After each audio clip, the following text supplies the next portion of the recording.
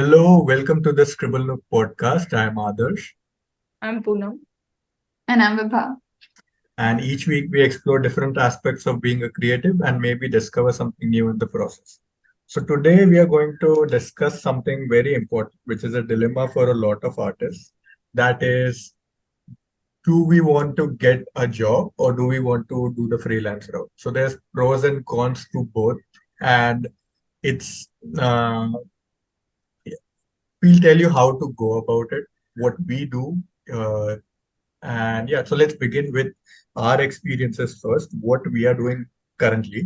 So, Poonam, would you like to go first? Yeah, that's like I don't have basically much experience of job, so I can't tell in that matter. But I have experience of freelance, so I can means I have done job for only 6 months, and means it was also remote job, so it can be considered a semi-freelance, I guess. Yeah. So yeah, so I can tell in that regard. Also I can say in job the only difference is you have to give daily updates, and in freelance you can give updates according to you, and the client gives feedback according to their time, like if they are free or not in that timeline. Right. Other than that, like I have been doing freelance for almost 3 years in children's book and comic field. So yeah, that's Okay. Vibha, would you like to go next? Yeah, so my journey was a little, like a roller coaster. Initially, I did my graduation in life sciences, and that's sort of when I realized, okay, I want to do animation full time. I was convinced, okay, animation doesn't pay enough, so I was like, okay, I'll just do it as a hobby. But since I got good feedback from people who watched my content, they were like, hey, why don't you do it full time? So I took the, leap of faith and dived into animation. But I soon realized that there is not much, material out there to learn 2D animation, especially hand drawn.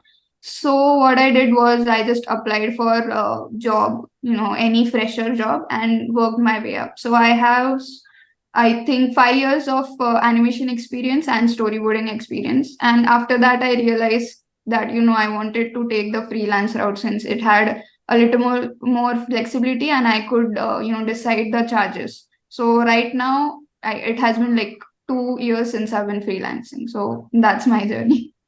Oh, nice, nice.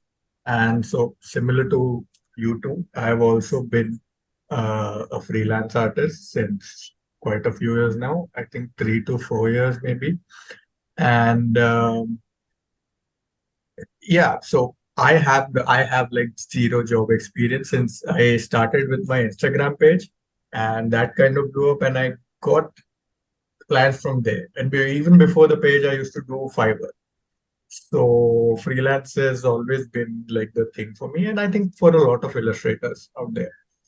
Um, because I feel a lot of jobs, they are like maybe animation related or design related, but illustration jobs are comparatively lesser. So I didn't even know it was an option until quite recently.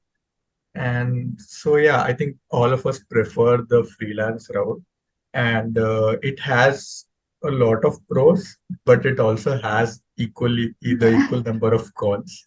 So let's go through the freelance route first, and in the end, we'll tell you, okay, what kind of um, what route could you take, maybe depending on the kind of person you are, the preferences you have. So freelance what means, the person you want to be. yeah, the Yeah. person you want to be. Like, true, true.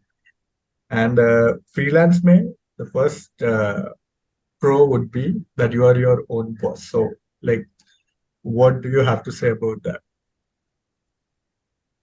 Hmm. My experience is bad regarding that because I can't schedule my time properly, and living alone is more tough to like uh, or schedule your time and manage all the Hmm. things, also work and like client work and housework you have to manage. So if you are not a punctual person in that regard, that you can't schedule your time and focus on the work at hand, then I would say either get a separate workspace or something like that where you can focus your time, because at home it gets very distracting if some family member is coming or your pet is coming in between, or your children, maybe something like that.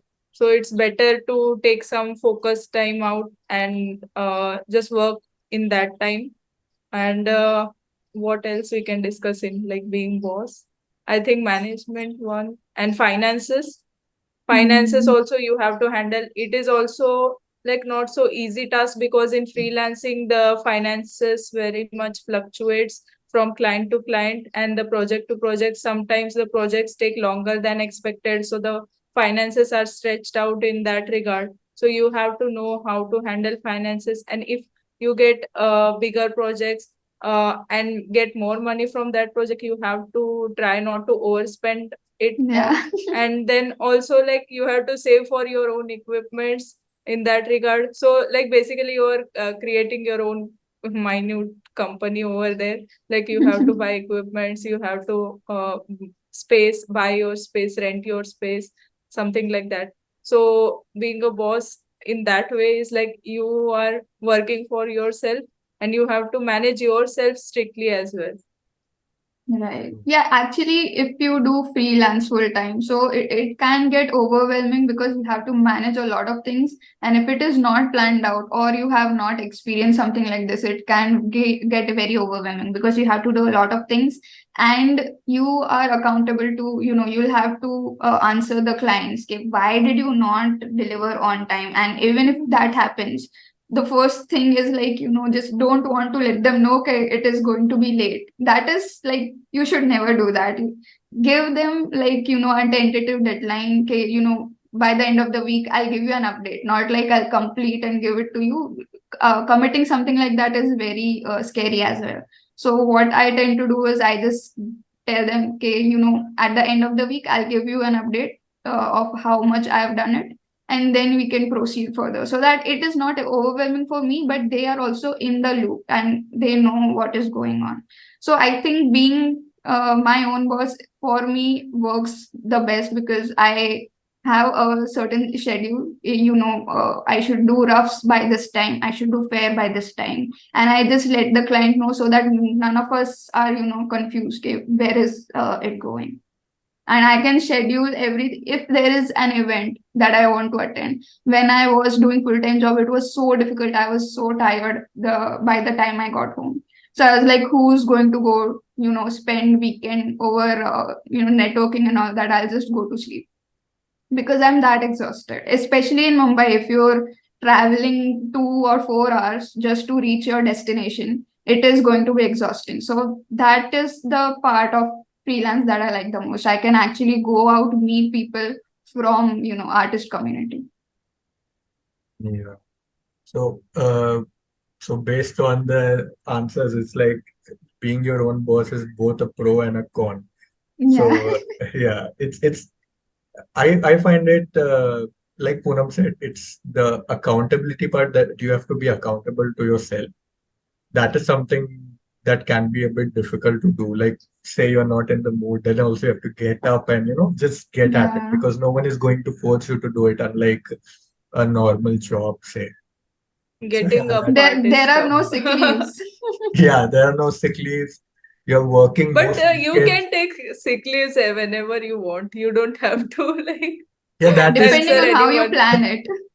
I sometimes No, think but you that the clients can adjust. Companies don't adjust that much. Like That's if you're true. sick, true. Yeah. Yeah. I Hmm. sometimes think we end up working more hours in the freelance route because we are managing so many different things I than don't. we would do in a job. At least I do. I don't know. Because I have friends who do like 9 to 5 jobs, and they're like, they work on a certain thing. They come back home, they're done with the day. And I'm like, I'm working till 11, 12 in the night, as long as time But permits. that sort of depends on where you're working, because it is very normalized in India that you work overtime, and like it Yeah, is yeah, frowned that is upon if you true. leave on time. Like, have you Hmm. literally finished everything that was given to you? No, sit down and complete. That is the thing that True. causes issues. Lot of corporates have that overworking wala culture where you're like, Yeah. You're supposed to do overtime. Other employees sucking up to the boss, and then you kind of have to, Exactly. but yeah. So being your own boss. So we touched upon a lot of topics. Like you get, say, there's time management, there's, you know, choosing your own clients, creative freedom, and all of that. So we will, touch upon it more, like discuss each individually. So the second pro would be setting your own charges. Now this one is like, say in a job you have a fixed salary. Even if you promote or if you get promoted to a higher level, there will always be, uh say there will always be a ceiling above which you cannot earn. Hmm. So there's that. And in freelance you have like, you can set your own charges, whatever you like, be it low, be it high, depending on, yeah, depending on, where you are at the moment. So how do you all go about it? What do you all think about it? I think for freelance, there are two things. You either set your charges for yourself on the project you're working on, or you have multiple sources of income, and that accumulates to a higher charge compared to doing full-time job. Yeah, that's a So good for point. me, yeah, for me it is mostly like multiple streams of income. Like there, I have courses, I have Zoom workshops, I go in person for workshops as well. So that I was not able to do during job. They won't even let you because you are actually spending your time to do something else which is creative, and you're not investing in job. So that was a limitation. Like during job, if you see your contract, some people will be like, okay, you cannot work with someone from our industry, but you can do freelance work somewhere else. Or they'll be like, you cannot do freelance at all. You just have to, limit yourself to our job, because they don't want to share. And it makes sense. Like they don't want you to share all the information and insider things that you learn in the job with someone else who is probably a competitor. So in freelance, there is no competition. You just work for yourself and you work for your clients and provide whatever they want. So I think in freelance you can set your own terms and condition, and it is in that way it is possible for you to reach much higher pay scale. Or more. Like in jobs there will be like, okay, like you said, there is a ceiling, beyond that you cannot reach. And even like when I was hired as a junior animator, I within 1 year I reached a level where I could be like senior animator, but since I had to complete 1 year, I had to wait till the promotion. So naturally there was no salary increment. So that is the issue. Like if you are quick on the uptake and if you learn quickly and you can provide more, you'll still have to wait 1 year for income increment. That's a good point. So Yeah, also like in freelance, the budget is mostly decided by clients. So if you're getting paying client for the same job, then it's like a win-win situation. Sometimes they don't have budget, so that's different situation. If you're desperate for money, then you have to take the low-paying job for the same quality of work. So it depends on your situation whether you can say no to the client if it's low budget, and you can wait for the high paying clients. Also, like you can set your own brand in freelance. Like you can say this is my quality of work, this is like how I schedule things, and like means you can create your own brand in a way that means you can set your own charges properly. Like Right. Viva once said, you can fix your cap amount. Like you can't, you won't go below that, and you sometimes you don't want to go above that also as well, maybe. So like that you can fix your cap amount, that you are means stable doing work in this range, means you are okay doing work in within this range. yeah, and like most of the times, like either there's like you are tied up with an agency. Let's say the client has approached an agency and an agency has approached you. So you're either working with them, and a lot of the times you are directly in contact with the client. So there's like, say, the full, you get the full amount if you're directly in contact with the client rather than a cut for the agency. So that is another thing. So yeah, Yeah, setting your own that is charges. there. Like maybe some people don't know, means those who are beginning, like they Mhm. can know. One can go through agency. Like Mhm. someone approaches you to do their client work and hires you, like part time or like as a freelancer. And other is like directly you're working with clients, so you are negotiating and dealing with the client one on one rather than the agency. So those two type of things you can get in freelance. So like Yeah. which one do you prefer? Do you all prefer? Personally, I prefer like direct client, but in agency it's that client work is one time, can be a one time thing. Means the client is Yeah. doing one project and then goes you or something like that. But in agency they have variety of work, so they can like give you Yes. constant work flux, I would Hmm. say. True, true. That's the only pro in that situation. And it's like with with agencies, I think there's also there's like timely payments. Like if you're working with a client, Hmm. sometimes there's not, even agencies do late payments. Not saying no, but at least I have But if it experienced is positive. a like, Yeah. If yeah, it is if a you are bad working agency, with they won't. them long term, I guess. If there's a bad anything, you'll have issues. That's a separate thing, like Bad bad clients, agency bad or bad agencies. client. Yeah, Yeah. exactly. So guys, Bad please be, freelancer even. yeah. You can. That is true. Because eventually you'll have to outsource some of your work. Sometimes it is like you get so much work that you're overwhelmed, so you'll have to freelance with someone else as well. And that becomes very tricky because they might not deliver either on time or the same quality that you asked for. So that's a risky gamble. True, true.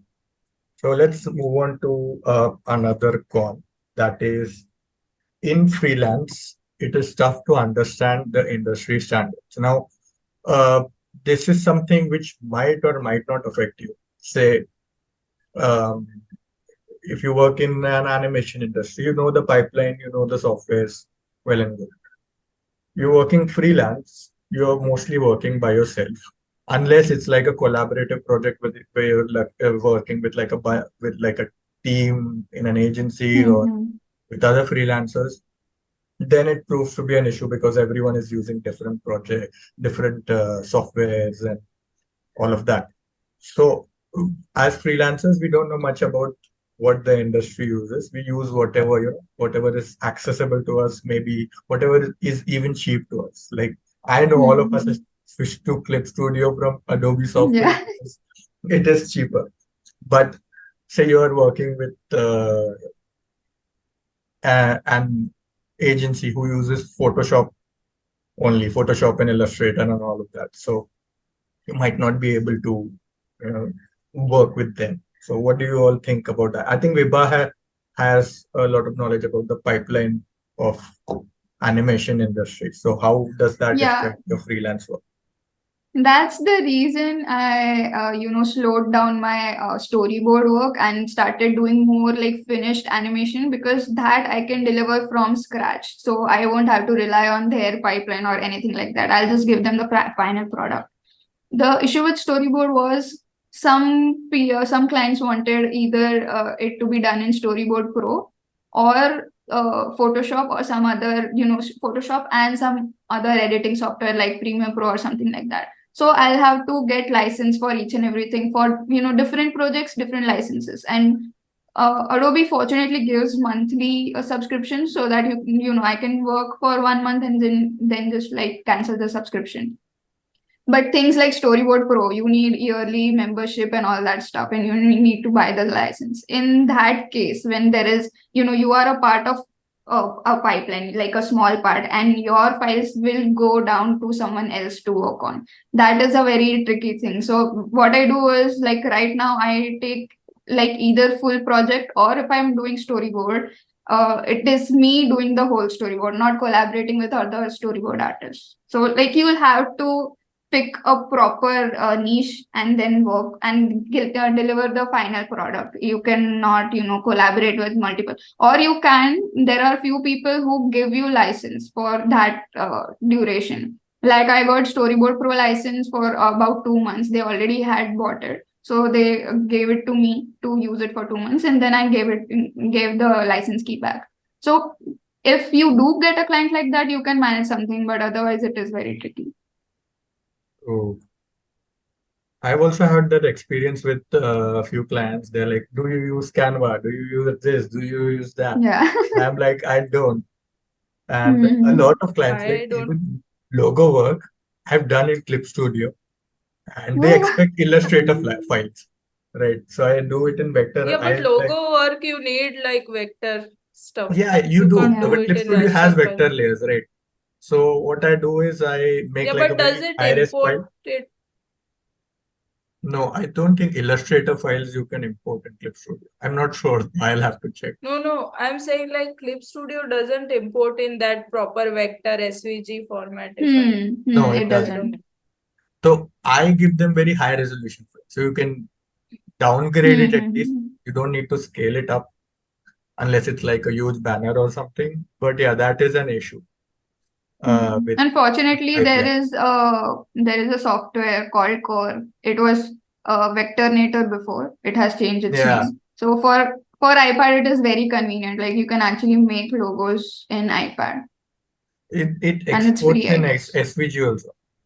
Yeah, it is. That Is it? I'll have to check. It should Yeah. be able to because it's a vector I'm software. using like Hmm. Affinity Designer for it. Oh, same. Even I Vector have work. that one. But then Because again, it was one-time purchase. then again, Also, its UI UX is very easy. Like Illustrator is very confusing for me. yeah, Affinity Design Mhm. even I have because it was a one-time purchase, and as a freelancer, it works for me. Then again, I cannot give them like Affinity Designer file. I have to give them an Yeah, Illustrator. that's the issue in Yeah. Affinity that you have to export in SVG or like PNG, something like that. Hmm. Or what else is there? Some other format is also there. EVS, EW, EVS, I guess. Not sure about that. So Vector is very foreign to me. yeah, even I don't I like rarely vector use it. Yeah. unless it's like I sometimes like it because it's simple and like you Hmm. can do stuff faster. Hmm. You can make changes also, like using the nodes, you can change Hmm. fast. Right. True. So industry standards, tough to understand them. That's a con. We Also, the have pay scale of industry standard, like what exactly are artists charging for their work. So you can't guess that. If you're a newbie freelancer, you don't know how to charge your illustrations.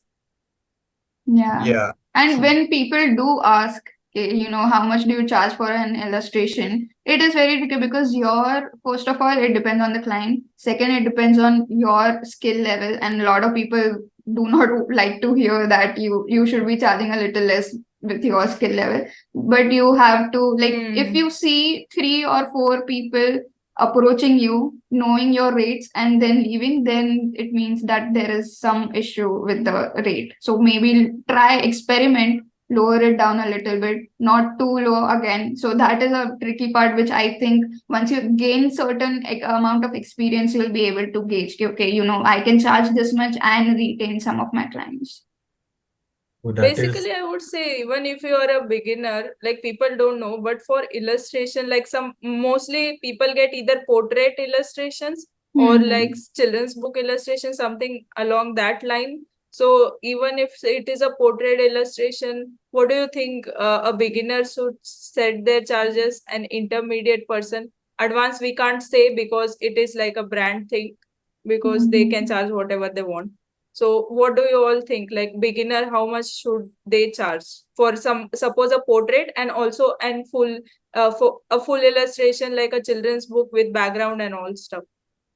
It highly depends on the art style, because first you can charge on your ideas. Like if it is portrait, there is no idea required, so you can skip that. But for children's book, you have to design character, you have to design background. So the ideation process should also be paid for. You cannot be like, okay, I spend 2 hours in drawing, then I'll code for Yeah, two but hours. as a But then beginner, you I would say like Hmm. no one would give you like for ideation. They would directly give you per page rates.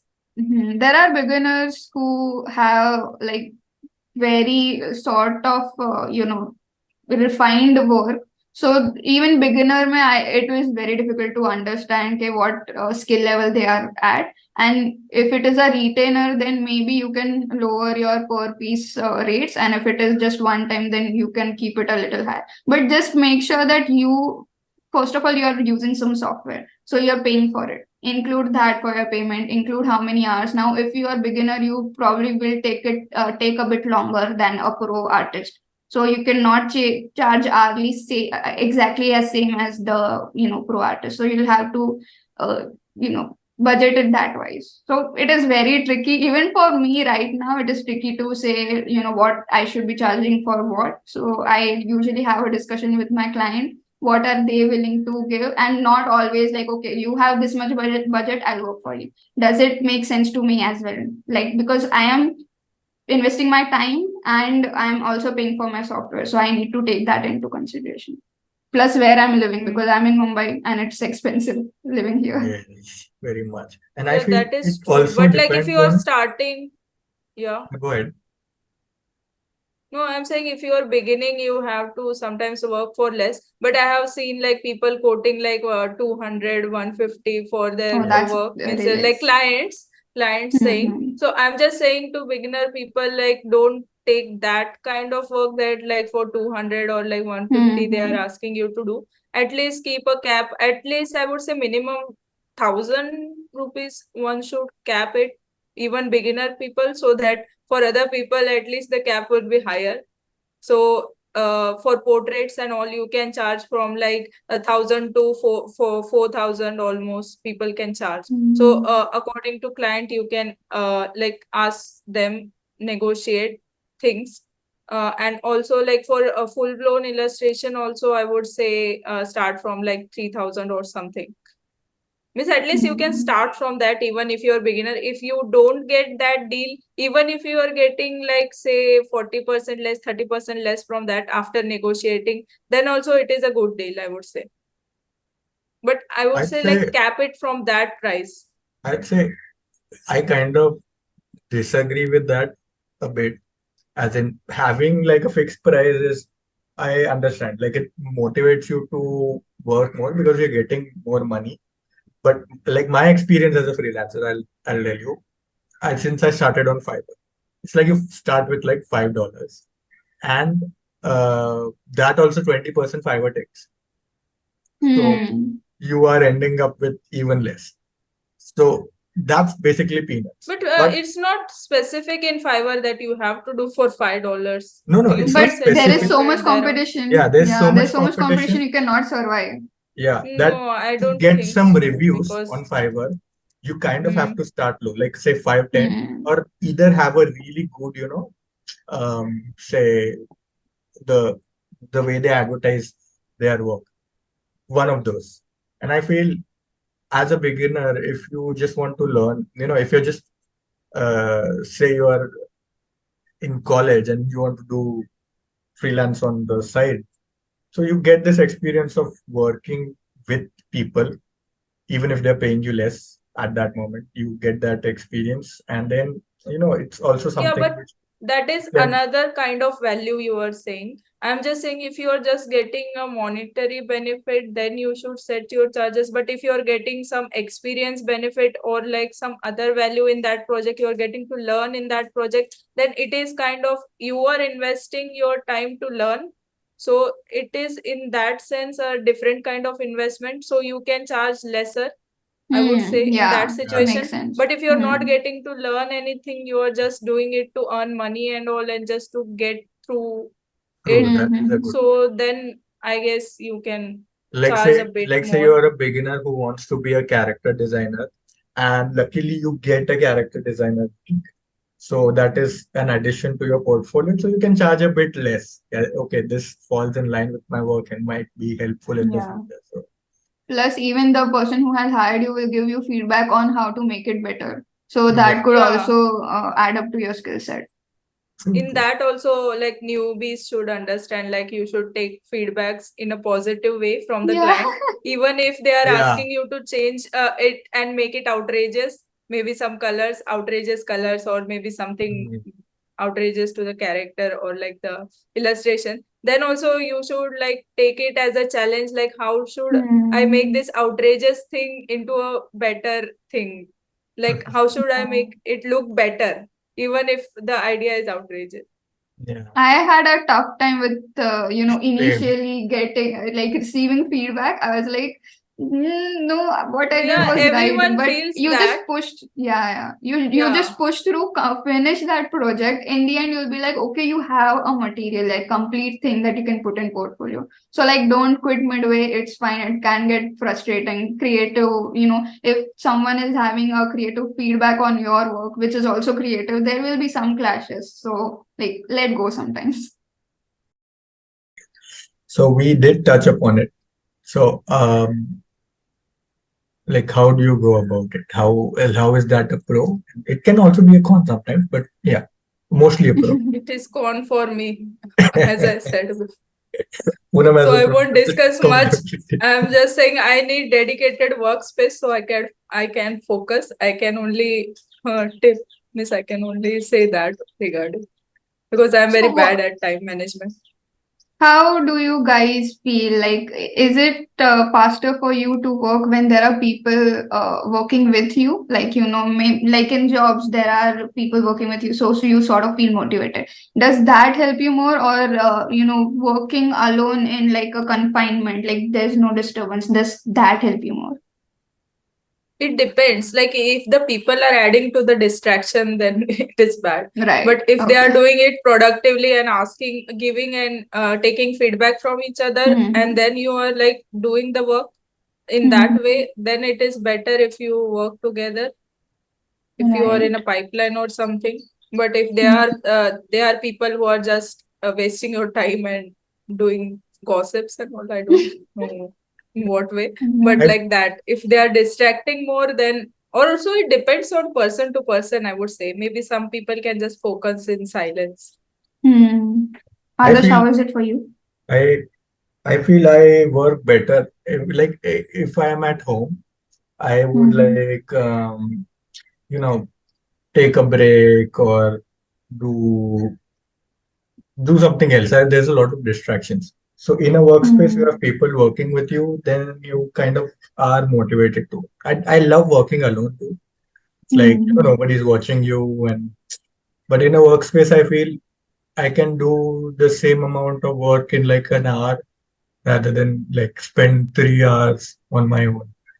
So that is something I've. But a lot of people do work from their homes, and they do very Yeah. well. For So me, it is exactly opposite. Like if there are people, I will start talking.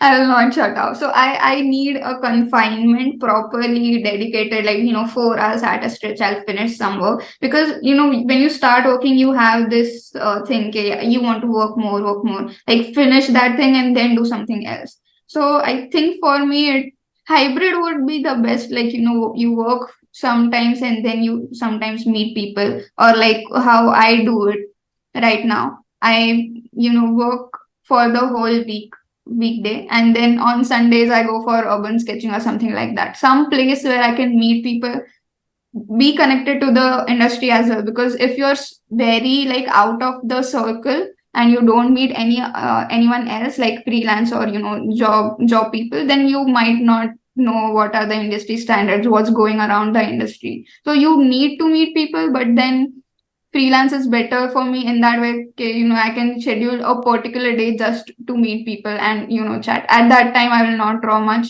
I'll not think about finishing some project. So I'll not have the stress of I have to do work also, but I have to socialize and network also. one thing about I thought it would be helpful in freelance is that I thought, okay, I want to go out for a week. I can just take a holiday and go out. Yeah. But the thing is, I've realized like you can do that, but usually you are either going without with friends or family, and they are restricted to weekends. So I'm like, Hmm. so even my schedule is now set to like that weekend Exactly. thing. Yeah. So yeah, in that way, if you're a freelancer, if you're thinking about freelancer, if you're wondering, okay, I can even take a 1 month vacation. It doesn't work that way. It's just not. Yeah. Or you could do Yeah, that if you're solo traveling, like yeah. you're If not you're solo dependent on traveling, anybody else. Or freelance with is other like freelancer. yeah. Yeah, that would be ideal. But then again, if you're freelancing on the go, you have to make sure wherever you're going, you have a proper internet and electricity connection. Hmm. If it keeps Hmm. fluctuating, then I had this issue once. I went for a week. I could not, communicate with my clients because it suddenly started raining there and it was very cloudy. So I could not. I did check. They did have Wi-Fi, but it was not working. So 1 week of pushing things to the other week, and then next week I was like overwhelmed, so the vacation didn't even like mean anything to me. It was not that relaxing because the next week I had a lot of work.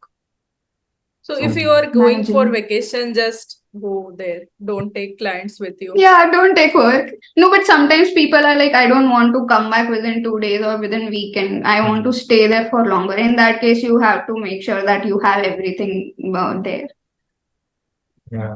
But Sometimes you you're can like, communicate that with the client in that regards, like give me a week's feedback or give me a week's work in advance, and then I can only provide you update after a week or so, because I'll be Hmm. like maybe you can give some other else reason, but something like that, because I won't be able to communicate within this week somehow. Hmm. You Hmm. can say.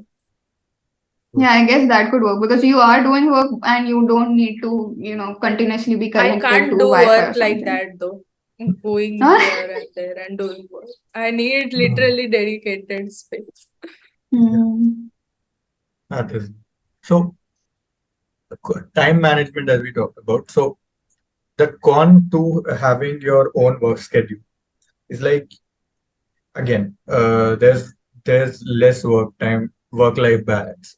Unless you're say working in Hmm. a separate space apart from your house, it becomes quite difficult to there's no distinguish Separate. between Uh, what yeah. is your work life and what is your regular life. So that is a And big you can't con. focus on either, I would say. You can't enjoy your family time also. You can't enjoy your work time also, because everything is Yeah. together and you are confused like, what exactly am I doing? Either I'm giving here or giving there. Like, I am always confused in that regard. So I can't even enjoy life, Hmm. I can say. Because if you are getting, see, suppose if you are going to a dedicated workplace, then you can just finish work there, be focused. And then afterwards, you just have free time to spend with your family or just Netflix and chill. Right now, I can't even watch anything because I'm always constantly thinking that I'm wasting my time, I'm wasting my time. Yeah, oh But my you God. eventually waste your time, still you are like Yeah. in that zone, because you Hmm. can't like show that productivity, like you can't know if you have been productive or not, because your day is Exactly. like always going here there between your house, Hmm. like working then doing something, working then doing something. Do you all feel guilty about enjoying or taking days off or something? I do. Absolutely. But you sort of need it because if I don't take a day off when I'm feeling overwhelmed, the quality of my next project is going to get compromised. I will be tired mentally to not even come up with, new character designs. It will be something that I've already done before and I'm just Mm. overwhelmed because like you need a particular break or it is right now it is a little difficult for me because I have sudden, flow of clients which happens in freelance, like when there is festivities or something like that, you'll get a lot of clients, and since now it's around October, there are a lot of festivals coming up. So when that happens, it is very difficult to have work life balance, especially you can't even afford to go for a walk, which is the only relaxing thing that I do anymore. Yeah, true. So uh, another pro would be, so we talked about work-life balance. Like I think we need a Hmm. separate podcast for this particular topic because there's a Yeah, lot to work-life balance discuss. right now is a con, but we have to like set a schedule or something like that so that it Yeah, works in our favor. I would yeah, say for that, it's just that you have to have a dedicated workspace. yeah, and you Yeah. kind of have to treat it like, say, a job where Hmm. I'm done after this day. Hmm. Yeah. So But yeah, we want to achieve so many things that we are like, okay, we want to do this I think as in the well, that as well, beginning learn Yeah, but something that you is new. can yeah. like work. You if you have dedicated workspace, some days maybe you can work like 4 5 hours. Some days you can stretch it to Hmm. 12 hours. It depends Hmm. on like how you're feeling that day. You don't have to answer Hmm. anyone like in that regards. Yeah, Ah, true. we should have a podcast about this. We might Yeah, invite work-life someone. balance. Yeah. So, anyways, so another pro would be choosing your own projects. Now, in a job, you're supposed to work on the projects, which is like the bigger project that you are a part of. You have you don't have much say in it. Whatever comes your way, you have to kind of take it. You have to do it, Hmm. whatever art style it might be. So yeah, choosing your in the freelance route, you have like you can choose your own projects, you can choose your own clients, whether I like this or not, whether I don't.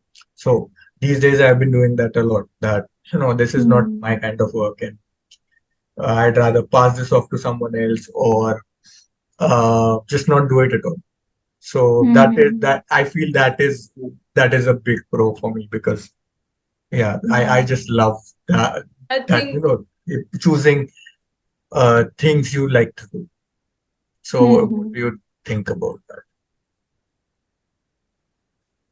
I Yeah, think Poonam, you're like saying. yeah, in that regard, you were saying like you are not taking the projects you don't want. So it is basically good for you as an artist for your growth because you are niching yourself and you are just focused on what you want to be best at. So you can Yeah. be like charge the best prices as well later on when you get to a pro level. And if you are Hmm. doing all the things together, then you can't like master one thing or two Mm, things. Means you can focus on 2 3 things maybe, but not so many things that you are just beginner at everything and you're taking a low level or like a beginner level clients for all types of job and you are not growing. So that Hmm. that is a thing I would say.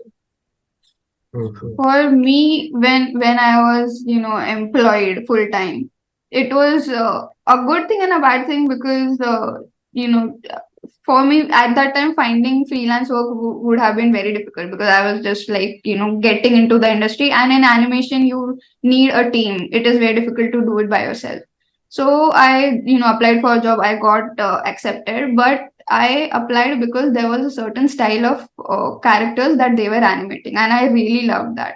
But within 6 or 7 months, the project got completed, and we were switched to different project. And I did not like the characters. It was first of all, it was very like mature content, and I am used to childish and a little cute stuff or maybe animals or something like that.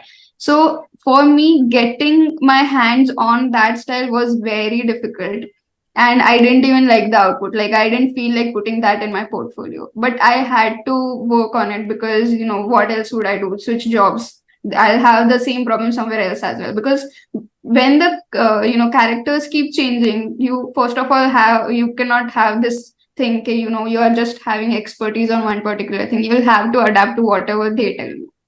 So that is a very tricky thing which I don't have to face right now in freelance, because I don't take up the jobs that are not related to children, because that is my art style. I make cute and like not too detailed animations, so I can stick to that.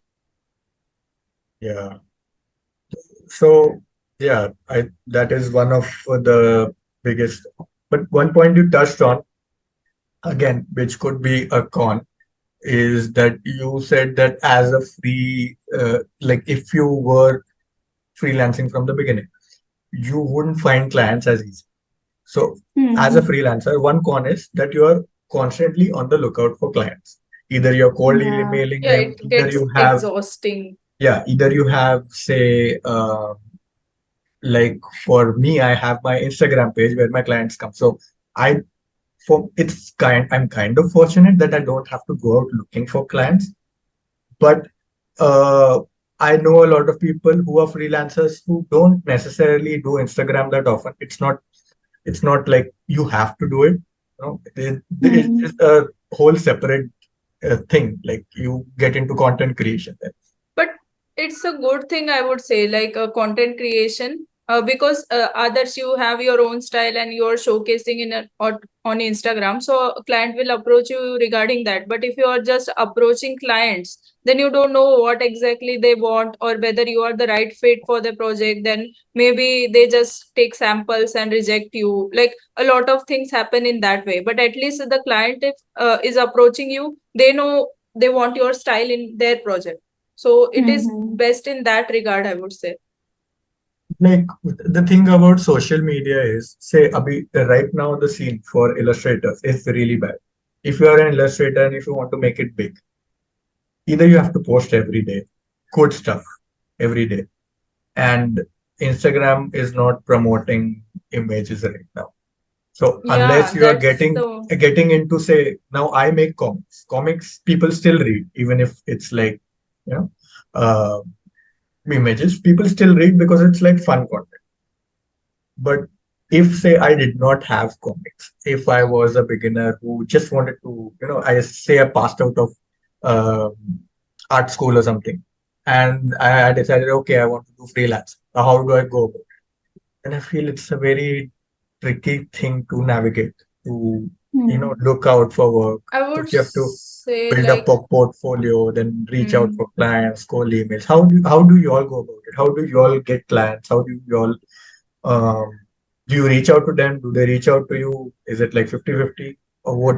How is it like? When I was starting out, I knew that the skill sets that I had was not good enough for freelance, honestly, because I was beginning at animation and illustration. I had the basics down, but I could see, okay, I cannot put that in an animation, like a series or something like that. So I just got an entry level job to get my skills to the level where I can actually package it as my own and sell it. So right now, when I, hear people that they're not getting work and, they're having issues, you either have two problems. Either you're having marketing problem or you're having, the work problem. Your work is not at the level where you can actually start selling it. And be open about it. Be okay with accepting whether it is at that level or not. If it's not like you cannot earn. You can apply for jobs. There are remote jobs available too, which might pay a little less, but you can just look for jobs and get yourself to that level. Or you can do something. There are people who are confused whether they should quit their job, their full-time job, and dive into illustration or something like that. In that case, make sure whatever your work you are trying to promote is at the level where people would like to hire. So I knew it was not at that level, so I just worked and switched jobs so that I can collect as many skill sets as possible. And then when I was confident, I dived into freelance. So right now I'm not like, oh my god, where will I get work from? I know if I don't get work from here, I'll get work from there. So, Mm, and mainly it was my Instagram account that gave me the confidence to dive into freelance. Otherwise, it would have been very tricky. yeah.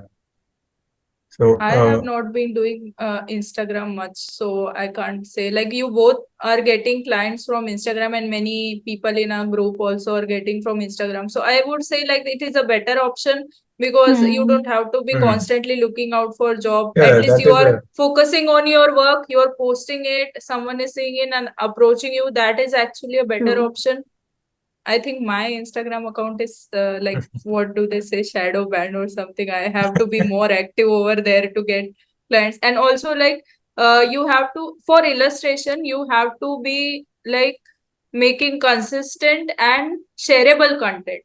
Like Hmm. illustration, if you're making relatable comics or something and people are sharing your comics more, then I would say your growth will be more rather than some random comics or random illustrations, Hmm. because I have been experimenting with a lot of style and learning. So I have been not being able to have a consistent art style or a consistent storytelling. Some people are just like doing illustration, but they have a consistent art style or a consistent storytelling in their account. That is important, I would say. And also, like, if you are a beginner artist, I would say, rather than like approaching client, you can approach other freelancers also, that you can assist them on their That is project a or nice. something like Yeah. that, because you are not having a unique perspective right now to like create your own project or market your stuff. So maybe you can learn it from some other freelancer or like that. You can approach them. Maybe we can collab on something. Or if you need my help, this is my portfolio. I can, like, if you want to delegate work, these are my skill set right now. So you can delegate me accordingly. That time also, like, you can keep your rates accordingly. You are getting to learn something, then you can get your rates low. If you are just in need of money, then as I said, like, you can take anything, maybe. And also, like, illustration work mostly, if you're just in need of money, then portrait works and all that kind of personalized stuff.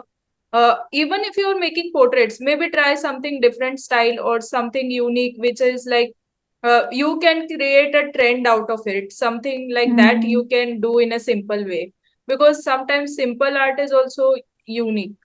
So maybe you can do that. So the two point is like, miss. I like that idea Just a lot. That summarizing it. Yeah. It's like I wish Yeah, I like more the people either be idea. knew that. unique. Wait, let me summarize. Like, either be unique, or like, if you are a beginner artist, try to get like work from some other freelancer, work under them, mentorship kind of stuff, or like be unique in your own style. Create a I trend. like the idea of, approaching someone who's already a freelancer, because they are already overwhelmed with a lot of work, and there are people who do not have jobs near them that are animation or illustration based, especially if you're not based in some metro cities, it is going to be difficult. So in that case, what Poonam said would be the ideal way to, upskill yourself.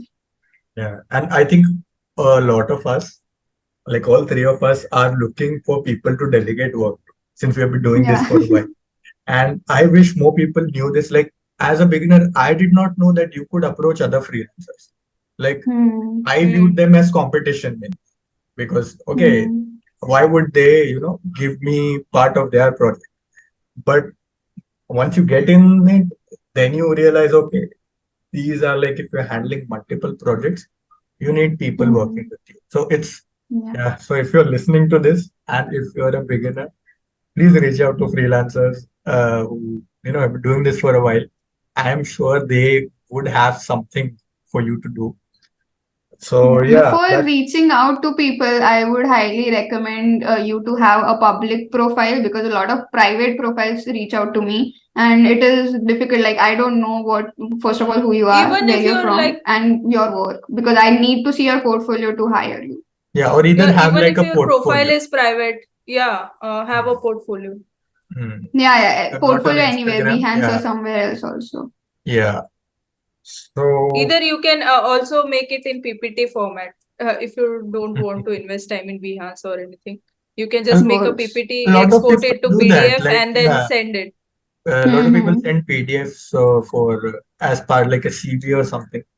So people, But for some people are not comfortable clicking links that are, private. No link. So You just have to send PDF. I'm saying, not Mhm. link. I guess but that should like I work. feel art related works, my PDF works like to send to multiple people. But a I lot have of been art sending Animation, PDF. animation, I'm not sure if they'll be able yeah, to. So I Animation, guess for Google that you Drive. have to is kind show of native. showreel. Yeah, Google Drive. Showreel. Yeah. And if you have like multiple things you're doing, say character design, you're doing animation, having a portfolio kind of works, segregate that. Anyway, so that was a really nice insight on, looking out for work. It is a con, but if you do it right, you can find work. Now, another thing pro about freelancing is you get to customize your setup. Now, I know a lot of people like there's this guy who does 3D, and the place where he works at, they don't have like good computers. So it's kind of hampering his work, and he's supposed to also deliver Hmm. that work to them. Hmm. So in that sense, being a freelancer, you can customize your setup to your needs. Like I use a laptop, I use the Wacom tablets, I use iPad, I use whatever I want based on my work. So what do you all think about that? Just do good Hmm. finance management in that regard as well. Like Yeah, you don't should, over invest. Yeah, yeah. invest in the right things. Yeah. And Also like, at the right I time, I would say. hmm. yeah, So that so again, that is you true. said you have to be good at finance management. So like having your own setup is a pro. It can also be a Hmm. con because when you're starting out, you don't have necessarily have a lot of money or equipment, and it can be a bit difficult to invest in. And all these things are expensive. Let's face it. So, like, Hmm. what do you all use? Like, what all equipment have you invested in, and like, what would you say it amounts to in Indian rupees? Say? Hmm.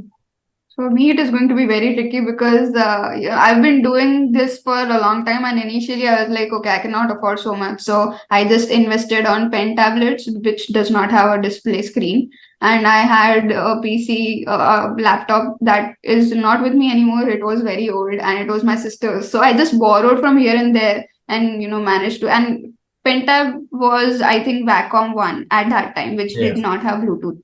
So for that beginning stage, it made sense.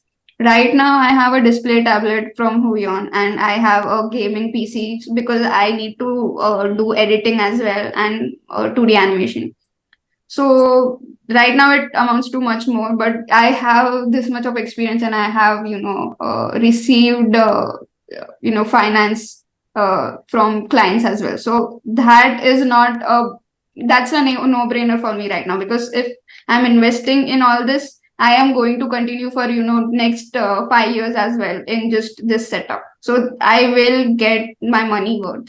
But then if you're starting out, it is better to just go with pen tablet or something that is a lot more affordable. Yeah. Even like softwares. If you're starting out, you could go with like free softwares which are available. Yeah, There's yeah, no there are need for many. even, and Hmm. so that like right now, if I had to say I had to start from scratch. So since I'm at my home, I have the table which which has been in our home for like a long time. So I didn't have to invest in that. But I had to invest in a gaming laptop. I had to invest in a Wacom because I travel a lot. I invested in an iPad. And if you look at the cost, it amounts somewhere up to like, I think 1.5 to 2 lakhs you can easily spend if you're investing in all these Hmm. things. You don't necessarily have to spend that much because I started Hmm. out like on a 3,500, like Vibha said, Wacom one tablet. I had the exact same thing and a laptop I used for college. But I also know a lot of people, like mostly in tier 2 and tier 3 cities, who don't even have a laptop.